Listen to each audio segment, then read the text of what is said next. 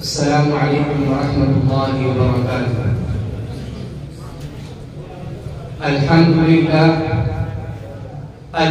للہ الذی ابدع الاخلاق والارضین، والصلاة والسلام على من كان نبيا وآدم بين الماء والطين، وعلى آله وأصحابه أجمعين، أما بعد، فأعوذ بالله من الشيطان الرجيم، بسم الله الرحمن الرحيم، قل فيهما إثم كبير ومنافع للناس وإثمهما أكبر من نفعهما، صدق الله العظيم۔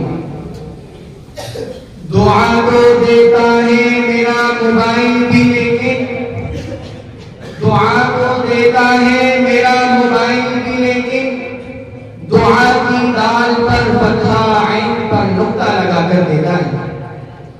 برادران اسلام، مکرم و محترم اساتذہ کرام اور میرے عزیز ساتھیوں، جس دور سے ہم اور آپ گزر رہے ہیں یہ سائنس اور ٹیکنالوجی کا دور کہلاتا ہے۔ آج قدم قدم پر سائنسی ایجادات سے مادیت کے نئے انکشافات کا چرچا ہے۔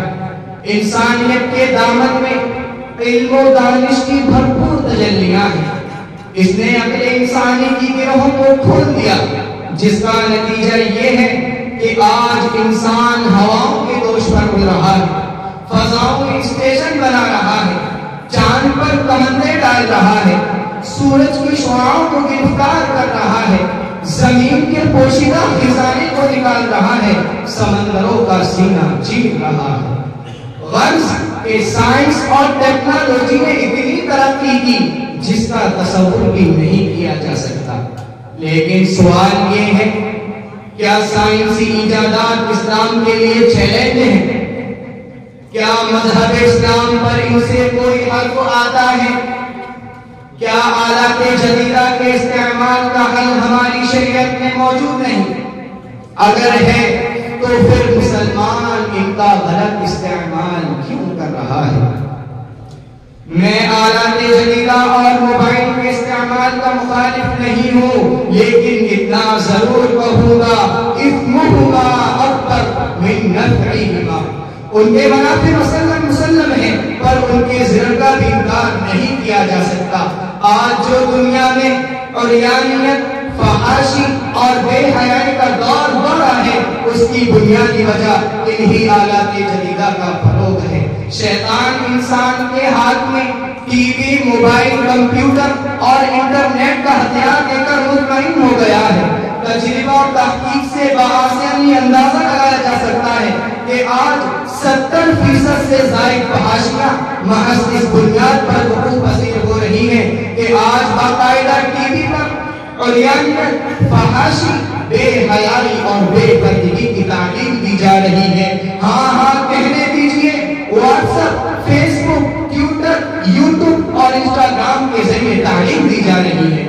ان آلات جدیدہ کے فروغ نے مکرم و محترم رشتوں کے آنکھوں سے شرم و حیا کا پانی نکال کر گٹر میں ڈال دیا، باعزت گھرانوں کا معاشرتی وقار خاک میں ملا دیا، اچھے دینداروں کی شرافت آبدار ہو گئی۔ مسلم معاشرے کا آپ جائزہ لیجئے تو معلوم ہوگا کہ وہ معصوم بچے جن کو قرآن سننے سے وجد آتا تھا، آج ان کو میوزک سے وجد آتا ہے۔ وہ بچے جن کو تلاوت میں سکون ملتا تھا، آج ان کو موسیقی میں سکون ملتا ہے۔ وہ بچے جن کو مسجدوں میں راحت ملتی تھی، آج ان کو سنیما ہال اور ٹاکیزوں میں راحت ملتی ہے۔ ہاں وہ معصوم بچے جن کی زبانوں پر لا الہ الا اللہ کی ثنائیں ہوا کرتی تھی، آج اپنے کانوں میں ایئر فون لگائے گانے سنتے اور جھومتے۔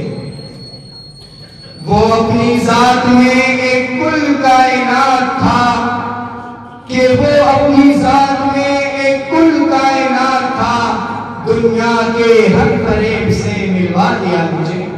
وہ ماں باپ بھی کتنے بے غیرت ہیں جو اپنے اولاد ان کو داد تحسین دیتے ہیں، ان کی اسی خوشی میں اپنی خوشی بتلاتے ہیں، یعنی اپنی آخرت اور مستقبل دونوں کو تباہ کرتے ہیں۔ اور جب یہی بچے بڑے ہو کر نافرمانیاں کر کے ناک میں دم کر دیتے ہیں تو والدین شکوہ کرتے ہیں ہماری اولاد تو نافرمان ہو گئی، ہمارے حقوق ادا نہیں کرتی۔ ارے وہ اولاد جو اپنے رب کی نافرمان ہو اپنے والدین کی فرما بردار بھلا کیسے ہو سکتی ہے؟ سچ کہا ہے خواجہ محمد اسلام نے کہ تبلے کی تھاپ پر، باجے کی آواز پر، گھنگروؤں کی جھنکار پر، رنڈیوں کی آواز پر ناچنے والی ماؤں کے بغل سے خالد بن ولید، محمد بن قاسم اور طارق بن زیاد پیدا نہیں ہوتے بلکہ خطا کار، بدکار اور نافرمان پیدا ہوتے ہیں۔ میرے دوستو، گلی گلی سڑک سڑک میں سینما بینی کے اڈے، ہار اور ٹاکے ہمارے نوجوان کو تباہ کرنے کے لیے کافی تھے، لیکن دشمنان اسلام کے ارادے اس سے بھی زیادہ خطرناک تھے۔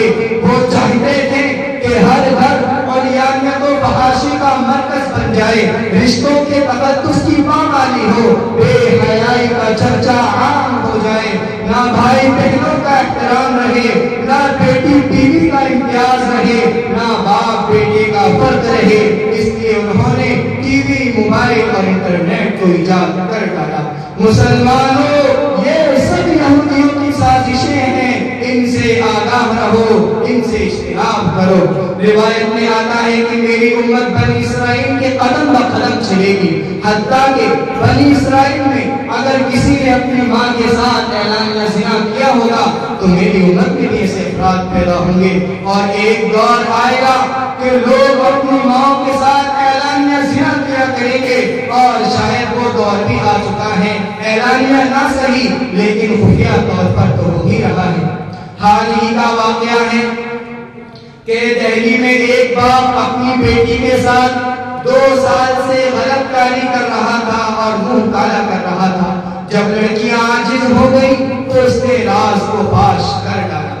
یہ واقعہ اپنی زبان حال سے چیخ چیخ کر کہہ رہا ہے، مسلمانوں، اگر تم اپنی بہو بیٹی کی سلامتی چاہتے ہو، اگر تم اپنے ماں و بہنوں کے ناموس کی حفاظت چاہتے ہو، اگر تم چاہتے ہو کہ تمہارے ہاتھ تمہاری ماں و بہنوں کے گریبان تک نہ پہنچے تو تم اپنے گھروں سے ٹی وی کو نکال دو، ناچ گانا چھوڑ دو، فلم بھی چھوڑ دو۔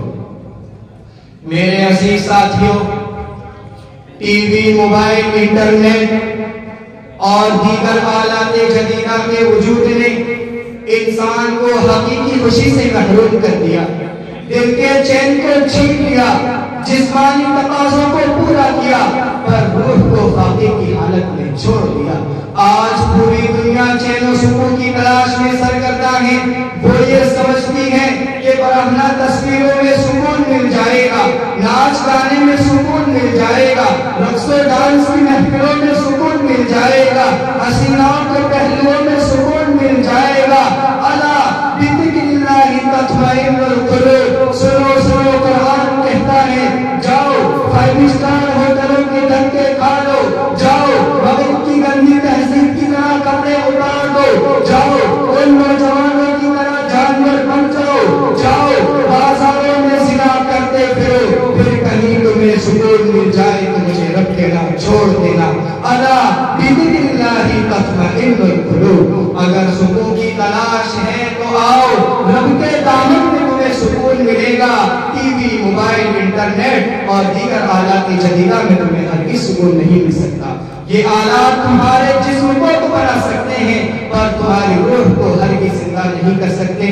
میں اپنی تقریر کو یہیں پر ختم کرتا ہوں۔ دعا ہے کہ اللہ تبارک و تعالی مجھے اور آپ کو موبائل اور آلات جدیدہ کے صحیح استعمال کی توفیق عطا فرمائے۔ آمین وما توفیقی الا